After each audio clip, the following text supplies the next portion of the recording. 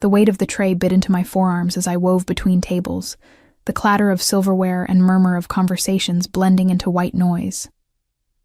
My feet ached in shoes 2 sizes too small, the only pair without holes, and the fluorescent lights of Romano's Italian restaurant buzzed overhead like trapped wasps. I'd been on my feet for 11 hours, and the night shift had barely begun. "Table 7 needs water," Marco barked from behind the bar, not bothering to look up. I nodded, swallowing the exhaustion that sat thick in my throat. This job was supposed to be temporary. Just until I finished my nursing degree. That was 3 years ago.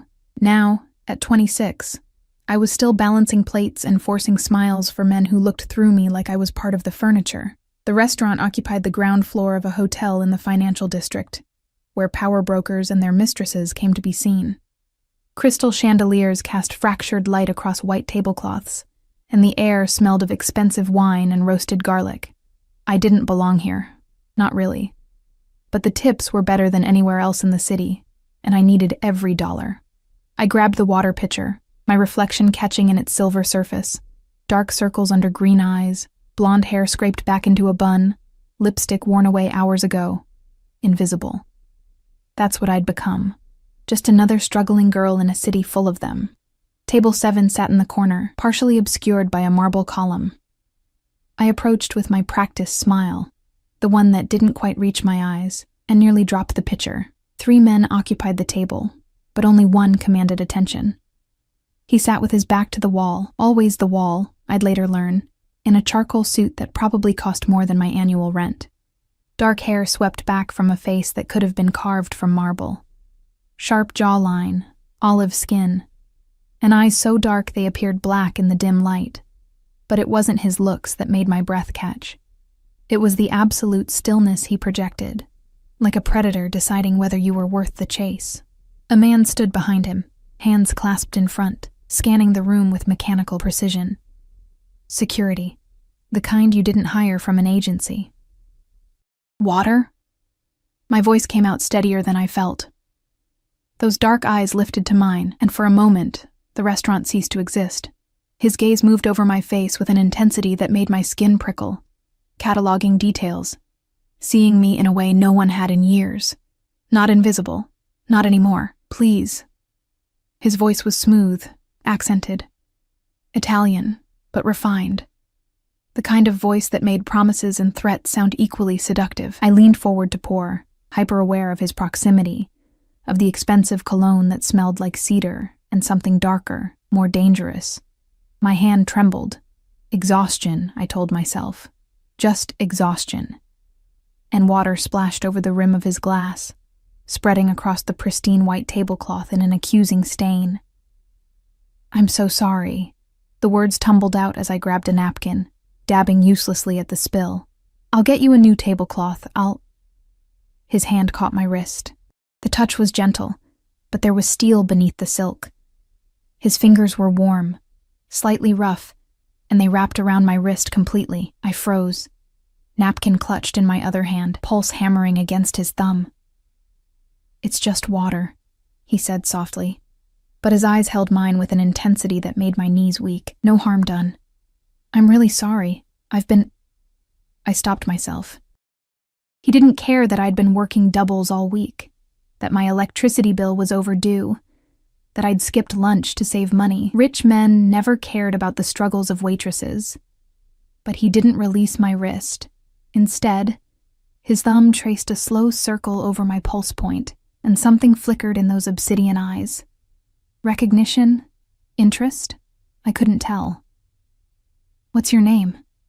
The question was simple, but the way he asked made it feel like a demand. "Emma." My voice barely rose above a whisper. "Emma." He repeated it like he was tasting it, memorizing the syllables. "Beautiful name." The man to his right cleared his throat, and whatever spell had been cast broke. He released my wrist slowly, deliberately, his fingers trailing across my skin in a way that felt like a promise. "Bring me your best red wine," he said, leaning back in his chair. "And whatever the chef recommends." I nodded, stepping back on unsteady legs, and nearly collided with another server. By the time I'd steadied myself and looked back, he was deep in conversation with his companions, speaking rapid Italian in voices too low to hear. But even as he talked, even as his attention seemed focused elsewhere, I felt his awareness tracking me across the room. The rest of the shift passed in a blur. I brought their wine, a bottle that cost more than my monthly rent, and appetizers that they barely touched. Every time I approached the table, those dark eyes found mine, holding contact just a fraction too long to be casual. He asked questions. Where was I from? How long had I worked here? Did I enjoy it? Innocent questions, delivered in that velvet voice. But they felt like an interrogation, like he was assembling a puzzle I didn't know I was part of. You should be careful with him, Marco whispered when I returned to the bar for their check. That's not a man you want noticing you. Who is he? I asked, though part of me didn't want to know. Marco's face paled.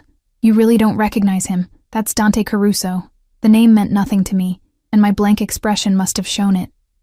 Jesus, Emma, he owns half the city, construction, real estate, imports. Marco leaned closer, his voice dropping to barely audible. And other things. Things people don't talk about if they want to keep breathing. Ice spread through my veins. You mean he's dangerous. And if he's interested in you, you run. You run, and you don't look back. But running wasn't an option. I needed this job, and men like Dante Caruso didn't chase waitresses. He was probably just bored, amusing himself with someone so far beneath his world that I might as well have been a different species. Tomorrow, he'd forget I existed. I approached with the check, hands steadier now that I'd decided he was just a momentary distraction. He took it without looking, pulled out a black credit card that had no limit, and handed both back to me. Keep the change, he said casually. I glanced at the bill. $300 for dinner. The tip line was blank, but written at the bottom in sharp, decisive handwriting were 4 words that made my heart stop. Be careful teasing me.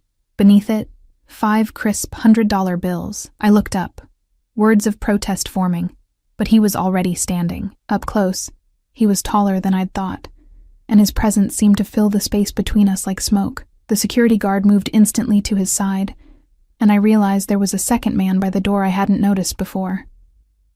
I don't understand, I stammered. I didn't mean to. He stepped closer, close enough that I had to tilt my head back to maintain eye contact, close enough that his cologne wrapped around me like a claim. That trembling hand, he murmured, his voice pitched for my ears alone. Those nervous glances, the way you bite your lip when you're trying not to look at me. His hand rose, and I thought he might touch my face, but he simply tucked a strand of escaped hair behind my ear. Very dangerous, Piccola. When you look at a man like that, you should understand what you're inviting. I wasn't inviting anything, I breathed, but my body betrayed me, leaning infinitesimally toward his heat. His smile was slow, predatory, and absolutely devastating. No? Then why is your pulse racing? Why are your pupils dilated? He leaned in, his lips nearly brushing my ear. Why are you still standing here instead of walking away? Because I couldn't move. Because every instinct screamed danger, but my body was frozen in the orbit of his gravity. The words died as his phone buzzed. He pulled back, checking it with a frown, and the spell shattered. I have to go. He adjusted his cufflinks, the gesture transforming him from predator to businessman in an instant. But I'll be back tomorrow. Same table. 8 o'clock. His eyes locked on mine. You'll be here. It wasn't a question. He turned and walked toward the door, his security falling into formation around him. I stood frozen, the $500 clutched in my hand, my entire body trembling with something that wasn't quite fear. At the door, he paused and looked back over his shoulder. Even across the crowded restaurant, I felt the weight of that gaze. Sweet dreams, Emma, he called out, loud enough that every head in the restaurant turned. Try not to think of me too much. Then he was gone, and I was left standing in the sudden silence.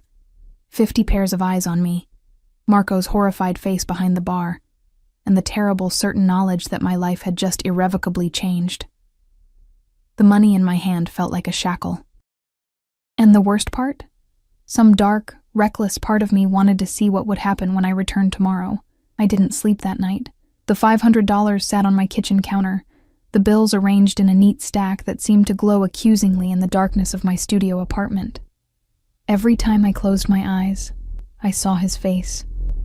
The sharp angles, the predatory smile, the way those dark eyes had stripped away every defense I'd carefully constructed over years of invisibility.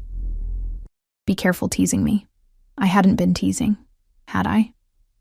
At 3 a.m, I gave up on sleep and made coffee with hands that still trembled.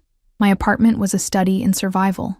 A mattress on the floor, a hot plate that worked half the time, secondhand furniture that had seen better decades. The $500 represented 2 weeks of rent, groceries for a month, maybe even enough to fix the leak in the bathroom that left puddles I had to mop up twice daily. I should keep it. I'd earned it, hadn't I? Serving him dinner, enduring his scrutiny, his touch. His touch. I pressed my fingers to my wrist where he'd held me, and I swore I could still feel the heat of his skin, the possessive circle his thumb had traced over my pulse. Marco's warning echoed in my mind. Dangerous. Run, don't look back. But I'd never been good at running, and I needed this job. By the time my alarm went off at noon, I'd convinced myself that last night was an anomaly. Men like Dante Caruso didn't follow through on casual comments to waitresses. He'd forget about me, about the trembling girl who'd spilled water on his table, and life would return to its familiar rhythm of exhaustion and anonymity. I dressed in jeans and an oversized sweater, pulling my hair into a ponytail, and headed to the small cafe 3 blocks away where I sometimes treated myself to breakfast. The morning was cold, autumn leaves skittering across the sidewalk, and the city moved around me with its usual indifference. The cafe was warm and smelled like cinnamon and espresso. I ordered black coffee and a muffin, the cheapest items on the menu, and settled into a corner booth with a textbook I'd been pretending to study for months. My nursing degree, abandoned but not forgotten, a ghost of who I'd planned to become. Emma? I looked up, and my heart stopped. A man stood beside my table, tall and built like he spent his life in a gym. He wore a black suit despite the casual setting, and his expression was professionally blank, one of Dante's security guards. I recognized him from last night. Mr. Caruso would like to speak with you. It wasn't a request. My coffee cup clattered against the saucer. What? How did you? His car is outside. He asks that you join him for a moment. Every instinct screamed at me to refuse, to tell this man that I had plans, that I couldn't just be summoned like a possession, but the words stuck in my throat as I looked past him to the cafe window. A black SUV idled at the curb, windows tinted so dark they looked like holes cut into reality. Even from here, I could feel eyes watching. I'm not dressed for, I wasn't expecting. I gestured helplessly at my casual clothes. The guard's expression didn't change. Mr. Caruso is aware. He won't take much of your time. The other patrons were starting to stare. The barista had stopped mid-pour, foam overflowing, forgotten. I had 2 choices, cause a scene or comply, and something told me that refusing Dante Caruso wasn't just rude, it was dangerous. Fine, I whispered, gathering my things with trembling hands. Just a moment. The guard nodded and led me outside.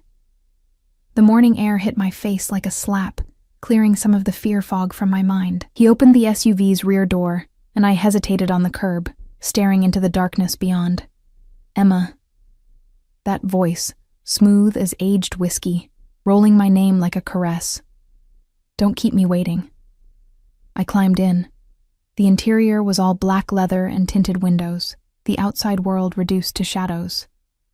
Dante sat in the far seat, dressed more casually than last night in dark jeans and a black sweater that somehow made him look more dangerous. Not less. The door closed behind me with a final sounding click, and suddenly we were alone in this dim, confined space that smelled like his cologne, and something else. Gunpowder, maybe, or just the metallic tang of power. You found me. My voice came out steadier than I felt. How? His smile was slow, knowing. Emma Mitchell, 26, lives at 847 Riverside in apartment 3C. Works doubles at Romano's 6 days a week, studying for a nursing degree she hasn't actively pursued in 14 months. No family, few friends. Bank account currently overdrawn by $47. He tilted his head. Should I continue? Ice flooded my veins. You investigated me? I protect my interests. He leaned forward slightly, elbows on his knees, and the space between us compressed into nothing. And you've become very interesting, Piccola. I'm just a waitress.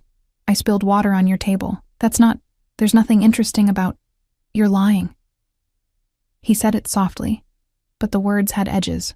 Your hands shake from exhaustion, not nervousness. You chose the cheapest items on that cafe menu despite having $500 in your apartment. And when I touched you last night, you didn't pull away. You leaned in. His eyes locked on mine. Why? Don't. The single word cracked like a whip. Don't insult me with lies, Emma. I've built an empire on reading people, on knowing when they're hiding something. He reached out, and I flinched, but he only traced a finger down my cheek with devastating gentleness. You felt it too. That pull, that recognition. I wanted to deny it, but my body betrayed me again, skin heating under his touch, breath catching audibly in the quiet car. What do you want from me? The question came out as barely a whisper. His hand moved to cup my jaw, thumb brushing my lower lip. I want you to have dinner with me tonight. Somewhere private. Just the two of us. I have to work. I've already spoken to Marco. You have the night off. Paid. Of course he had. Men like him didn't ask permission. They rearranged the world to suit their desires. And if I say no? Something flickered in his eyes. Surprise, maybe, or respect. Then I'll be disappointed. But I won't force you, Emma. Whatever else I am, I'm not that kind of man. He leaned back, giving me space that somehow felt like a loss. I'm simply asking you to take a chance. One dinner. One conversation. Then you can decide if you want to run. Why me? The question burst out before I could stop it. You could have anyone. Models, actresses, women who understand your world. Why chase a broke waitress with no prospects? His smile turned dangerous, because those women know what I am. They see the power, the money, the danger, and they either want to use it or they're terrified of it. His hand rose again, tucking hair behind my ear in a gesture that was becoming familiar. But you, Piccola, you looked at me like I was just a man, a hot traveler maybe, someone passing through. His voice dropped to something darker, more possessive. Do you know how rare that is? How intoxicating? I didn't know who you were, I protested weakly. Exactly. He pulled out his phone, typed something, and my phone buzzed in my pocket. That's the address. 7 o'clock. A car will pick you up at 6:30. His eyes held mine. Wear something comfortable. This isn't a performance, Emma. I want to know you. And if I don't come, then I'll know I was wrong about you. He reached across me to open the door, his arm brushing my body, his heat enveloping me for one dizzying moment. But I'm rarely wrong. The door swung open, revealing the familiar street, the normal world I understood. I should have climbed out immediately, should have run back to my safe, predictable life. Instead, I turned back to him. You said you protect your interests. What happens when I stop being interesting? His smile could have melted stone. Let's hope you never find out. I stumbled out of the car on weak legs, and the door closed before I could respond. The SUV pulled away smoothly, leaving me standing on the sidewalk with my heart racing and my phone burning in my pocket. Back in my apartment, I opened the message. Just an address in the hills, the wealthy area where old money and new crime overlapped. No other instructions, no warnings, just that single line of text that felt like both an invitation and a trap. I had 6 hours to decide, 6 hours to choose between safety and something that terrified me more than poverty, more than invisibility, more than the endless cycle of survival I'd been trapped in for years. I spent those hours pacing my tiny apartment, arguing with myself, listing all the reasons this was insane. He was dangerous. Marco had practically begged me to stay away. He was involved in things that could destroy me. He'd investigated me, invaded my privacy, manipulated my schedule without asking. But he'd also seen me, really seen me, in a way no one had in years. At 5:30, I stood in front of my closet, if you could call a tension rod with 15 items of clothing a closet, and made my choice. I didn't have anything fancy, nothing that would suit a private dinner with a man who wore suits that cost more than my car. But I had a simple black dress I'd bought for job interviews, Slightly too big now because I'd lost weight I couldn't afford to lose. I had one pair of heels that didn't have scuffs. I had mascara and lipstick from 2 years ago. I made myself as presentable as poverty allowed, and at 6:25 I locked my apartment and walked downstairs on trembling legs. The black SUV was already waiting. The guard from this morning opened the door, his face still professionally blank, and I climbed in before I could change my mind. The interior was empty, just me and the leather seats and the sound of my racing heart. We drove for 20 minutes, winding up into the hills where houses became estates, and the city lights spread below like fallen stars. The SUV turned through iron gates that opened automatically, down a long driveway lined with security cameras, and stopped in front of a house that looked more like a fortress. Modern architecture, all glass and steel and sharp angles. Lights glowed warm from within, and I could see artwork on the walls, expensive furniture, the kind of wealth that didn't need to announce itself. The door opened, and I stepped out into the cool evening. Another guard stood by the entrance, speaking quietly into a radio. He nodded to me, and the front door swung open as if by magic. Dante stood in the doorway, backlit by golden light, and my breath caught for the third time in 24 hours. He'd changed into dark slacks and a white shirt, sleeves rolled to his elbows, revealing forearms corded with muscle and scattered with faint scars. His hair was slightly damp, like he'd showered recently, and without the armor of his suit, he looked almost human. Almost. "You came," he said softly, and something in his voice made it sound like a victory. "I'm an idiot," I replied, then clapped a hand over my mouth, horrified. His laugh was genuine, transforming his face into something devastating. "No, Piccola, you're brave." He stepped aside, gesturing me in. "And I promise, whatever else happens tonight, you'll be safe." "You have my word." I stepped over the threshold, into his world, and heard the door close behind me like the ceiling of a cage, or perhaps the opening of one I'd been trapped in all along. His home was a contradiction, cold architecture wrapped around unexpected warmth. The entryway opened into a massive living space with floor-to-ceiling windows overlooking the city, but the furniture was comfortable, lived in. Books lined the shelves, actual paper books with worn spines. A half-empty glass of whiskey sat on the coffee table beside a laptop, showing what looked like architectural blueprints. I expected something more intimidating, I said before I could stop myself. Dante closed the door, and suddenly we were alone. Truly alone, without guards or witnesses, and the air between us felt charged with possibility and danger in equal measure. "What did you expect?" He moved past me, his hand brushing the small of my back in a touch that felt both casual and possessive. Marble statues, animal heads on walls, a throne made of my enemy's bones. Despite everything, I laughed. Maybe not the throne, but I don't know. Something colder. I saved the cold for business. He guided me toward the living area, his hand still on my back, burning through the thin fabric of my dress. This is where I remember I'm human. A dining table had been set by the windows, intimate with just 2 chairs, candles flickering despite the modern surroundings. The smell of cooking wafted from somewhere. Garlic, herbs, wine. My stomach growled embarrassingly loud. "When did you last eat?" His voice sharpened with something like concern. "This morning. The cafe." I didn't mention that the muffin had been my only meal. His jaw tightened. "Sit."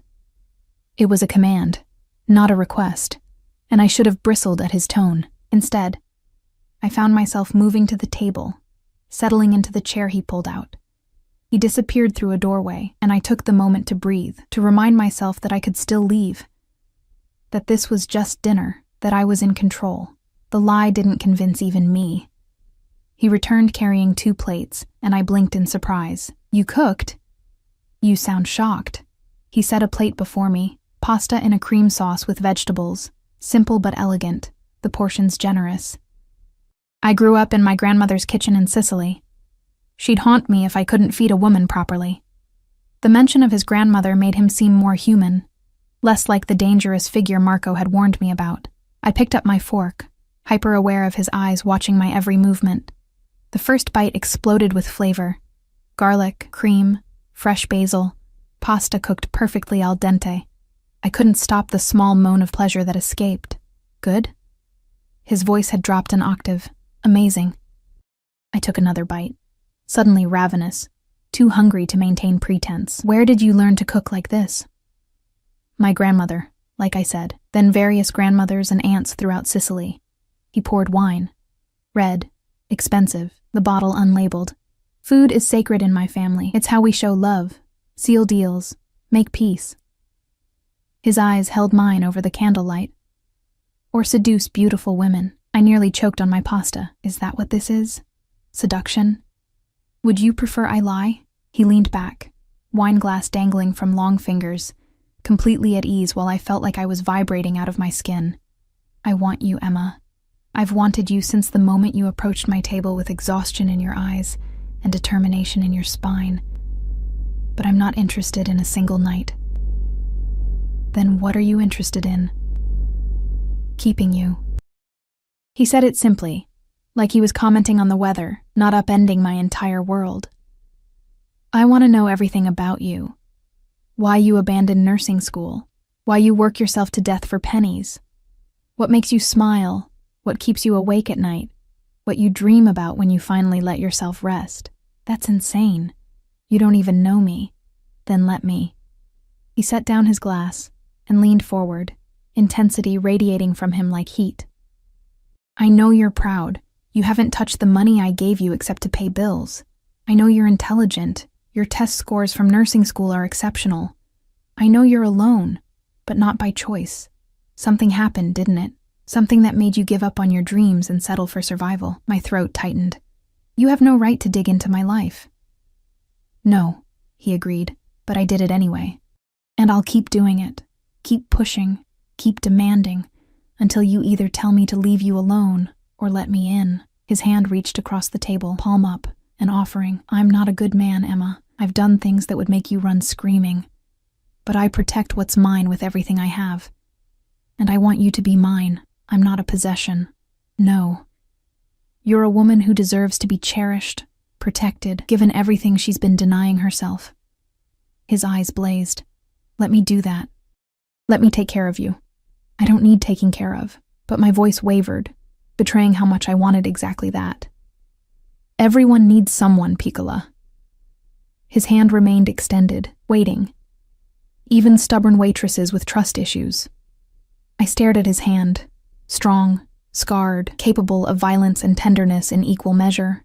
Every logical part of my brain screamed at me to leave, to walk out of this beautiful cage before the door locked behind me, but I was so tired. Tired of struggling, of being invisible, of pretending I didn't want more than the tiny, cramped life I'd built from necessity. Slowly, I placed my hand in his fingers closed around mine immediately, possessively, and the triumph in his eyes should have scared me.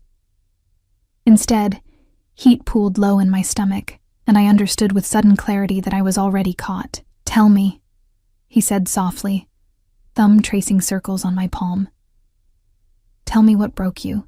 The words came before I could stop them, pulled out by his touch, his attention, the wine and the candlelight, and the desperate need to be seen by someone who looked at me like I mattered. His name was David. My voice sounded hollow. We met in nursing school. He was charming, ambitious, everything I thought I wanted. I stared at our joined hands. I worked 2 jobs to support us while he finished his degree. He said once he graduated, once he had a good job, he'd take care of me, help me finish school, marry me. But he didn't. Dante's voice held an edge of violence. He graduated top of his class, got hired at a prestigious hospital. And then, I swallowed hard. He left. Took the money I'd saved for tuition, maxed out credit cards in my name, and moved across the country with someone else. Someone from a better family, with connections he could use. And you never finished school. I was drowning in debt. Had to drop out, work full-time just to survive. By the time I paid everything off, too much time had passed. I'd missed too much. I couldn't catch up. The old shame burned in my chest. So I became a waitress, and I stayed a waitress. Dante's hand tightened on mine, and when I looked up, his eyes were black fire. Where is he now? I don't know. I don't care. A lie, but a small one. I'll find him. His voice was silk over steel. and I'll make sure he understands what it means to steal from what's mine. I wasn't yours then. You are now." He stood, pulling me up with him. And suddenly we were close, his hands framing my face with a gentleness that contradicted the fury in his eyes. "Anyone who hurt you, anyone who made you believe you were less than extraordinary, will answer to me. You can't just—" "I can." He tilted my face up, his thumb brushing my lower lip. "I can do anything I want, Emma. I own this city. I control more money and power than you can imagine, and I'm choosing to use it on you." His forehead touched mine. "Let me erase him. Let me show you what it means to be wanted by a man who doesn't take what's his lightly. This is crazy." But I didn't pull away, couldn't pull away, trapped in the gravity of his presence. "Yes." His breath ghosted across my lips. "But you're still here, still letting me touch you, still looking at me like you want to know what my mouth tastes like. I don't—" The lie died as his lips brushed mine, feather-light, a question rather than a demand. Every nerve ending ignited. I made a sound, half gasp, half moan, and he swallowed it, his kiss deepening, claiming, showing me exactly what he'd meant by possession. His hands slid into my hair, tilting my head for better access, and I grabbed his shoulders for balance as my knees went weak. He kissed like he did everything else, with complete confidence and devastating skill. His tongue traced my lower lip, requesting entry, and I opened for him without thought, without defense, drowning in sensations I'd forgotten existed. When he finally pulled back, we were both breathing hard, and his eyes had gone molten. "Stay," he whispered against my lips. "Stay with me tonight. Not for sex, just stay. Let me hold you. Let me prove I can give you something other than fear." I should go home, but the words had no conviction. Why? To that empty apartment? That lonely bed? The life that's eating you alive piece by piece? His hand slid down to my waist, holding me against him. "Stay, Emma.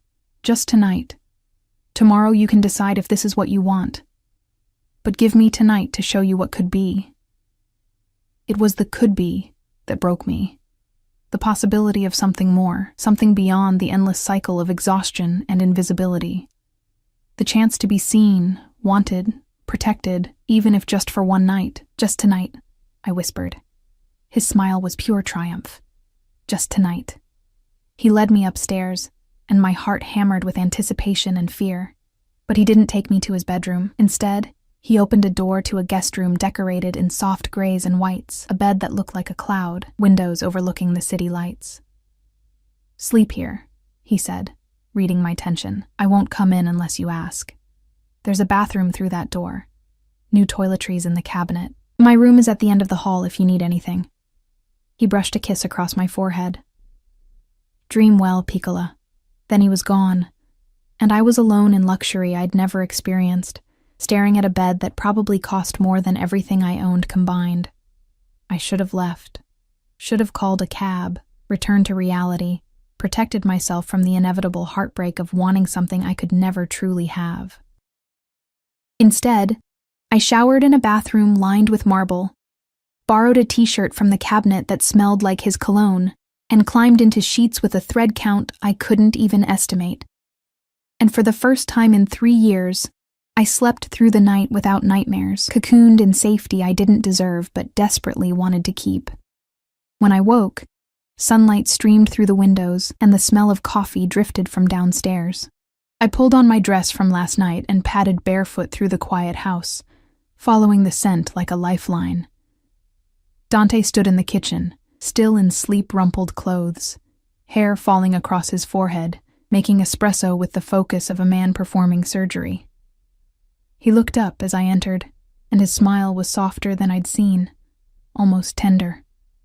"Good morning, beautiful." He poured a second cup. "How do you take it?" "Black."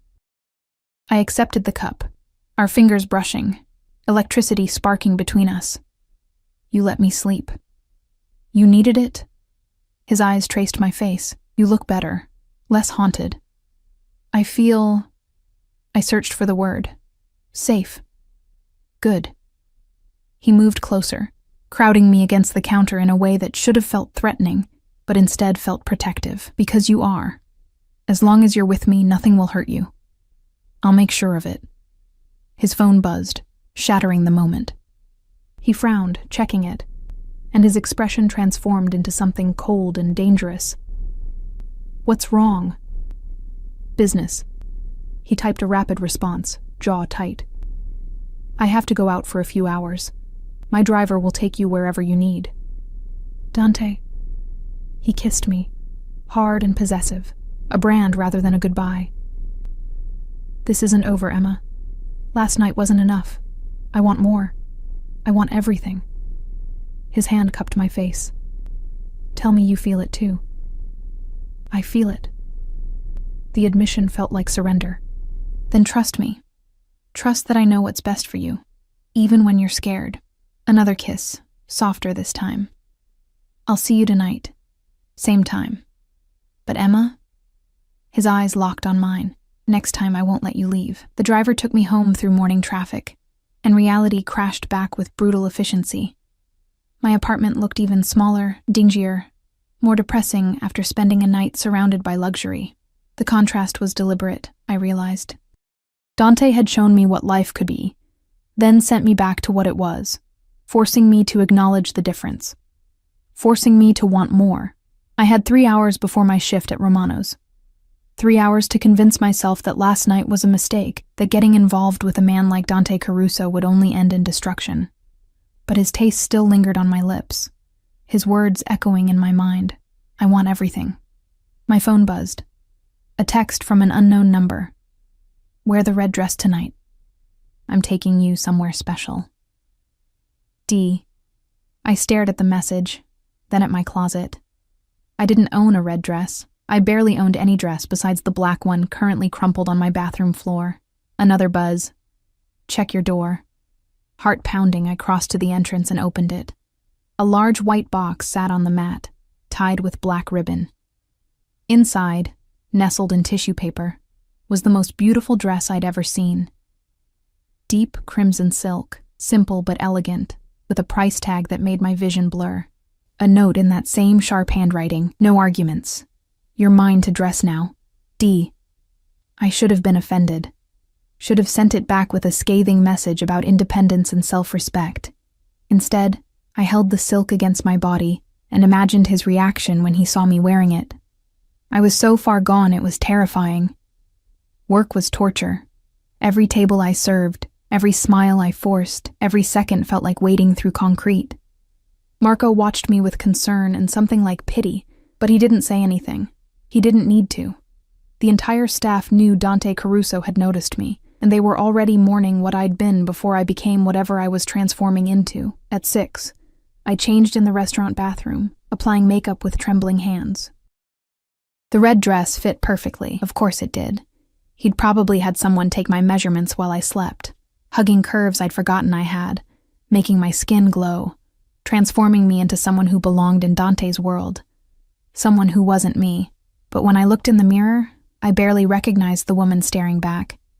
She looked confident, beautiful, desired. She looked like someone who deserved more than survival. The black SUV was waiting outside. This time, when the guard opened the door, Dante was inside. He'd been looking at his phone, but his head snapped up as I climbed in, and the expression that crossed his face made my breath catch. Raw hunger, barely restrained, mixed with something softer, pride maybe, or possession. Cristo, he breathed. You're devastating. It's just a dress, but my voice shook. It's not the dress. He reached out, pulling me across the seat until I was pressed against him, his hand spanning my waist. It's you.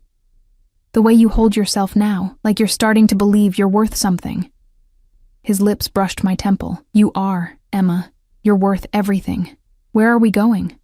Somewhere I can show you off. His hand slid up my spine, leaving fire in its wake. And somewhere I can make sure every man in this city knows you're taken. The restaurant was on the top floor of the most exclusive hotel downtown, the kind of place that didn't advertise because if you didn't know about it, you couldn't afford it. Security checked Dante's name. Just his name. No ID required. and we were escorted to a private table on the balcony overlooking the city. Other diners turned to stare, women in designer gowns and men in custom suits, the kind of wealth and power that usually made me invisible. But with Dante's hand on the small of my back, his body angled protectively toward mine, I wasn't invisible anymore. I was terrifyingly, dangerously visible. "You're tense." He pulled out my chair, his hands lingering on my shoulders. "Relax, Piccola. They're just people. They're your people," I whispered. "I don't belong here. You belong wherever I say you belong." He settled across from me, and even sitting, he commanded the space. "And I say you belong at my side."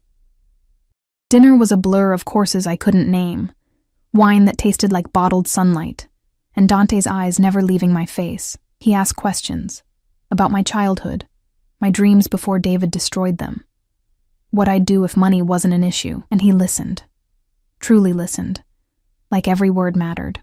Halfway through the meal, a man approached our table, tall, silver-haired, expensive suit, and an expression that tried for friendly but missed by miles. Caruso. He nodded respectfully, but his eyes slid to me with undisguised interest. "Didn't expect to see you here with company." Dante's hand moved to cover mine on the table, his grip possessive. "Mitchell, this is Emma. Emma, this is Richard Mitchell, city councilman." Mitchell. My last name. Coincidence, or was Dante sending a message? "Pleasure." Mitchell extended his hand, and I shook it briefly before Dante's grip tightened, pulling me back. "You're new to Dante's circle. I would have remembered someone so striking." "Emma isn't part of any circle." Dante's voice could have cut glass. "She's mine. Exclusively. I trust that's clear?" Something dangerous flashed in Mitchell's eyes before he smiled. "Crystal, enjoy your evening." He walked away, but I felt his attention lingering like oil on my skin. What was that about? I pulled my hand free, suddenly cold despite the warm evening. Territorial pissing. Dante's jaw was tight. Mitchell likes to test boundaries, see what he can take. I was reminding him that you're not available for testing. I'm not a possession to be claimed. No. He leaned forward, his intensity pinning me to my chair. "You're the woman I'm falling for, which makes you infinitely more valuable and dangerous. And in my world, that means protecting you from men who would use you to get to me. Falling for?" My heart stuttered. "Dante, it's been 2 days. Do you think time matters?" His hand cupped my face across the table. "I've spent years surrounded by people who want something from me. Money, power, protection, connection. But you, Emma, you don't even know what to want. You're so busy surviving you've forgotten how to live." His thumb traced my cheekbone. "I want to teach you. I want to give you everything you've been denying yourself and watch you bloom." That's not falling. That's control. It's both. He didn't flinch from the accusation. "I won't lie to you about who I am. I'm possessive, controlling, dangerous when threatened, but I'm also capable of devotion that would terrify you if you understood its depth." His eyes held mine. "I want you, Emma. Not for a night, not for a month. I want you permanently, irrevocably mine." "That's insane." "Yes." His smile was sharp as a blade. "But you're still here, still letting me touch you, still wearing the dress I bought you, and sitting at my table and looking at me like you want to believe every word." He stood, extending his hand. "Dance with me." "There's no music." "There will be." He led me to a small dance floor, where a live band had begun playing something slow and sultry. His arm slid around my waist, pulling me flush against him, and suddenly we were moving, his body leading mine with effortless grace. "You didn't tell me you could dance," I murmured against his chest. "You didn't ask." His hand splayed across my lower back, holding me possessively close. "There's a lot you don't know about me yet, Piccola. But you will. I'll show you every part of me, light and shadow, until you understand exactly what you're accepting. And if I can't accept it," his hand tightened, almost painful, "then I'll spend every day convincing you otherwise. I don't give up what's mine, Emma, ever." We danced until the song ended, and then another began, and another. The restaurant faded away until it was just us, his heat surrounding me, his scent in my lungs, his voice murmuring words in Italian I didn't understand but felt in my bones. When we finally left, I was dizzy with wine and proximity, and the slow, inevitable realization that I was falling just as hard as he claimed to be. The drive to his house felt different tonight, charged with inevitability. When we pulled through the gates, my heart was hammering so hard I thought it might escape my chest. "Stay," he said as the car stopped. "Not a question this time. Stay with me, Emma. Really stay." "Dante, I know you're scared. I know this is fast and probably reckless and everything your logical mind is screaming against." He turned to face me, and the vulnerability in his eyes was more devastating than any command. "But I also know that life has beaten you down until you forgot you deserve to be cherished. Let me remind you. Let me show you what it's like to be someone's entire world. For how long?" The question came out broken. "Until you get bored? Until someone better comes along?" "There is no one better." He pulled me into his lap, and I went without resistance, craving his touch like a drug. "You're it for me, Emma. The one I didn't know I was looking for until I saw you trembling behind that water pitcher, trying so hard to be invisible while shining like a fucking star." He kissed me then, deep and claiming, and I kissed him back with 3 years of loneliness and longing, pouring everything I couldn't say into the press of lips and tangle of tongues. His hands roamed my body with barely restrained hunger, and I arched into his touch, desperate for more, for everything, for the erasure of the woman I'd been, and the birth of whoever I was becoming in his arms. "Stay," he whispered against my mouth. "Stay and be mine, and I swear on everything I am, I'll spend the rest of my life making sure you never regret it." I should have said no, should have protected myself from the inevitable heartbreak, but as I looked into his eyes, dark with desire and something deeper, something that looked terrifyingly like love, I knew it was already too late.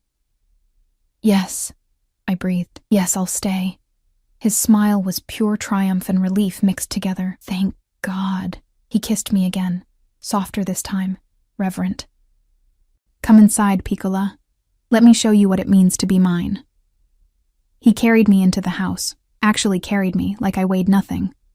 And I should have protested, but instead I buried my face in his neck, breathing him in, accepting that I'd just made the most dangerous decision of my life.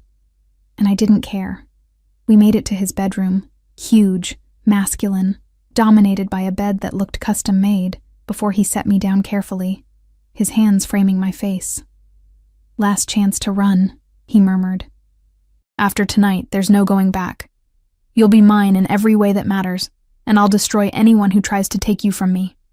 Promise?" The word escaped before I could stop it. His laugh was dark and delighted. "Oh, Piccola, you have no idea what you've just unleashed." He kissed me until I couldn't breathe, couldn't think, couldn't remember why this was supposed to be wrong. And when he finally pulled back, we were both trembling, both desperate, both surrendering to something neither of us could control. "I need to tell you something," he said, his forehead resting against mine, "something important before this goes further." Dread pooled in my stomach. "What?" "The man who destroyed you, David. I found him." His eyes held mine, unflinching. "He's been working at Harbor Medical for 2 years, married to his supervisor's daughter. Living the life he stole from you." Ice flooded my veins. "Why are you telling me this?" "Because I'm going to destroy him." His voice was silk over steel. "I'm going to take everything he has, everything he built on your sacrifice, and I'm going to grind it to dust. But I need to know. Do you want to watch? Or would you prefer he simply disappears from your life completely?" "Dante, you can't." "I can. I will." His hands tightened on my face. "He hurt what's mine. That doesn't go unpunished." I should have been horrified. Should have begged him to leave David alone, to be the bigger person. Instead, a dark part of me, the part that had been invisible for too long, that had suffered in silence, whispered, "Let him." "I don't want to watch," I said quietly. "But I don't want to stop you either." His smile was absolutely feral. "That's my girl." That night, Dante made love to me with a reverence that shattered every defense I had left. He worshipped my body like it was something precious, murmuring Italian endearments against my skin, showing me with hands and mouth, and devastating patience that I was wanted, cherished, seen. And when I finally shattered in his arms, crying his name into the darkness, he held me like I was the most valuable thing in his world. Mine. He whispered against my hair as I drifted toward sleep. Forever mine, Emma. I'll never let you go. I should have been terrified by the possessiveness in his voice. Instead, I burrowed deeper into his warmth and let myself believe in forever. Just for tonight. Morning came too soon. I woke wrapped in expensive sheets and Dante's arms, sunlight streaming through windows I'd forgotten to close. His chest rose and fell beneath my cheek, steady and strong, and for a moment, I let myself pretend this was real, sustainable, something more than a beautiful dream that would inevitably shatter. "Stop thinking so loud," he murmured, his voice rough with sleep. "I can feel your anxiety from here." "I have to go to work." "No, you don't." His arms tightened around me. "I told you, I spoke to Marco. You're on leave." I pushed up to look at him and found his eyes already open, watching me with that intensity that made my breath catch. "You can't just rearrange my life without asking." "I can," and I did. His hand slid into my hair, gentle but firm. "You're exhausted, Emma. When's the last time you took a day off? A week? A month?" "I can't afford—" "You can now." He sat up, pulling me with him, and I was suddenly very aware that we were both naked, that his hands on my body felt like brands. "I'm taking care of you now. That means no more working yourself to death for scraps. No more choosing between rent and food. No more pretending you don't deserve better." "Dante, I can't just let you—" "Yes, you can." He kissed me, swallowing my protests. "And you will. Because you're mine now, and I take care of what's mine." His eyes held a warning. "Don't fight me on this, Piccola. You won't win." Pride warred with exhaustion and the desperate, secret relief of having someone else carry the weight for once. "I'm not a charity case. No. You're the woman I'm keeping." His hand cupped my face. "There's a difference. A charity case is temporary. You're permanent." The certainty in his voice should have terrified me. Instead, it felt like coming home. The next 2 weeks passed in a blur of luxury and possession. Dante kept me at his house, surrounding me with comfort I'd never imagined. He worked from home when possible, his office door always open, his eyes tracking me whenever I moved through the space. When he had to leave for meetings, security appeared, silent men who followed at a distance, but made their presence known. "They're for your protection," he explained when I protested. "The moment you became mine, you became a target." "A target for what?" His expression darkened. "People who want to hurt me, and the best way to hurt me now is through you." He pulled me into his arms, his hold almost painful. "I won't let that happen. You're too important." I should have run. Should have recognized the cage closing around me. But every night he came home and held me like I was air, kissing away my doubts, showing me with his body that I was wanted, needed, essential. And slowly I stopped thinking about leaving and started thinking about staying forever. On the 15th day, everything changed. I was in his kitchen making coffee when my phone rang. My old phone, the one I'd barely looked at since moving in. An unknown number, but something made me answer. "Emma Mitchell?" A woman's voice, professional and cold. "Yes?" "This is Detective Sarah Chen with the SFPD. We need you to come to the station to answer some questions regarding David Brennan." My blood went cold. "What? Why?" "Mr. Brennan was found dead 3 days ago. Apparent suicide. But there are inconsistencies. Your name came up during our investigation." The phone slipped from my hand, clattering against the marble counter. Dead. David was dead. And the police were calling me. Strong hands caught my shoulders, spinning me around. Dante stood there, his face carefully blank, and I knew. I knew with sudden, horrible certainty. "What did you do?" My voice came out as a whisper, what I promised. No apology, no shame. "I destroyed him." "You killed him?" Not a question. "No." His eyes held mine steadily. "He killed himself. After losing everything. His job, his wife, his reputation, his money. After realizing that the woman he'd stolen from had someone powerful enough to take it all back." His hands tightened on my shoulders. "I didn't pull the trigger, Emma. I just made him understand what he'd done to you." "The police." Won't find anything connecting me to him. Or you. He pulled me against his chest, and I went rigid in his arms. You're safe, Piccola. I made sure of it. You should have asked me. My voice broke. You should have told me before. If I'd asked, you would have said no. And he would have kept living the life he stole from you while you suffered. His hand tilted my face up, forcing me to meet his eyes. I don't regret it. I'd do it again. I'd do worse. Anyone who hurts you answers to me. I should have been horrified, should have run screaming to the police, turned him in, saved whatever remained of my moral compass. But as I looked into his eyes, dark and possessive, and absolutely certain, I felt something shift inside me.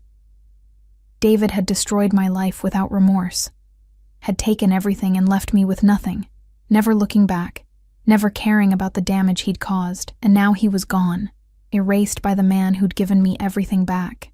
I should hate you for this, I whispered. But you don't. Not a question. I don't. The admission felt like surrender and freedom combined.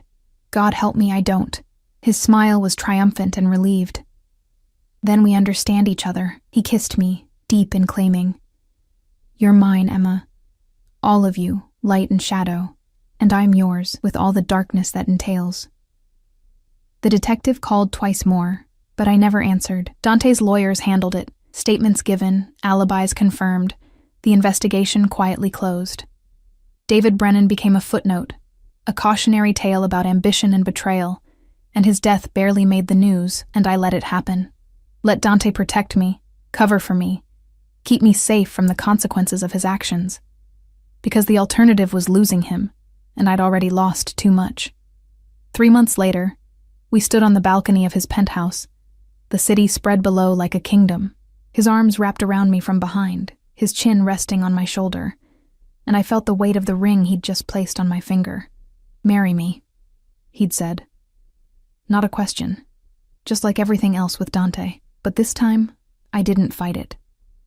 Yes, I'd answered, yes, I'll marry you. Now, as the sun set over the city he controlled, I turned in his arms and looked up at the man who'd destroyed my past to give me a future. No regrets? He asked softly, his hands framing my face. I thought about the struggling waitress I'd been, invisible and exhausted, slowly dying in plain sight. I thought about David and the life he'd stolen. I thought about every moment that had led me to spill water on Dante's table and meet his dark, dangerous eyes. No regrets, I said, and meant it. His kiss was possessive and tender, promise and warning combined. Good. Because you're stuck with me now, Piccola. For better or worse, you're mine forever. And you're mine, I whispered against his lips, claiming him back with words I'd never thought I'd say. My protector, my obsession, my darkness, and my light. Always.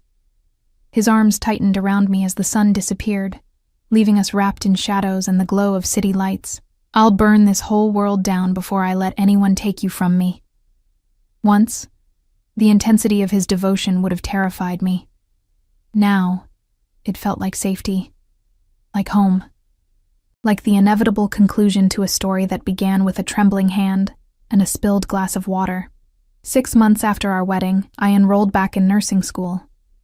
Dante had cleared my debt, arranged for the best program, hired tutors to help me catch up. But every evening, I came home to him, to his possessive hands and devastating kisses, to the absolute certainty that I was wanted, protected, cherished. How was class? He asked one night, pulling me into his lap the moment I walked through the door. Exhausting, but good. I buried my face in his neck, breathing in his scent. I forgot how much I loved learning. You're brilliant. His hands roamed my body, familiar and claiming. And mine. Never forget that part. As if you'd let me. But there was no heat in the words, just affection and acceptance of the man he was. Dangerous, possessive, capable of terrible things, but devoted to me with an intensity that made everything else worthwhile. We built a life together in the shadows of his empire. I finished nursing school and started working at a hospital he'd made generous donations to, helping people who reminded me of who I'd been, struggling, invisible, forgotten. And every night, I came home to the man who'd seen me when I was nothing and made me believe I was everything. Sometimes, I thought about that first night, the warning note he'd left, "Be careful teasing me." I hadn't understood then what I was inviting, what doors I was opening by looking at him like he was just a man, just a hot traveler, passing through my ordinary life. But I understood now, understood that some men, once they decided you were theirs, would move heaven and hell to keep you, would destroy anyone who stood in the way, would wrap you in golden chains so beautiful you'd forget they were chains at all. And the most dangerous part? I didn't want to be free. "What are you thinking about?" Dante murmured against my hair as we lay in bed, his arms wrapped around me in his customary possessive hold. How my life used to be, how different everything is now. Better or worse? I turned in his arms, meeting his dark eyes in the moonlight streaming through the windows. Better. Dangerous, complicated, probably morally questionable. I touched his face, tracing the sharp lines I'd memorized. But infinitely better. His smile was soft and fierce combined. Good, because I'm never letting you go, Emma Caruso. You're mine until my last breath, and probably beyond that. Promise? I whispered, echoing that first night, that first surrender. Promise. He kissed me, sealing the vow.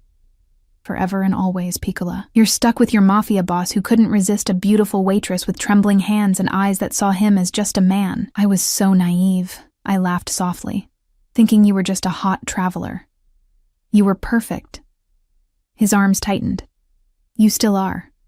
My perfect, precious Emma, who taught me that love is more dangerous than any enemy, more powerful than any empire. His forehead touched mine. Thank you for not running. Thank you for staying, even when you understood what I was. Thank you for seeing me, I whispered back, for making me visible when I'd forgotten what that felt like. We lay there in the darkness, wrapped in each other, and the complicated, dangerous love we'd built from a spilled glass of water and a warning I hadn't heeded. And as I drifted toward sleep, safe in the arms of the most dangerous man in the city, I smiled. Because I'd been careful. I'd weighed the risks, understood the consequences, and chosen him anyway. Chosen the darkness and the light, the possession and the devotion, the fear and the safety all tangled together. I'd chosen to be loved by a man who would burn the world for me. And I'd never been happier. Outside, the city glittered like fallen stars, and somewhere in its depths, the empire Dante commanded continued its dark work. But here, in this bed, in this man's arms, I was just Emma. Not invisible, not forgotten, not alone, just loved. Completely, dangerously, irrevocably loved. And that was worth every risk I'd taken to get here.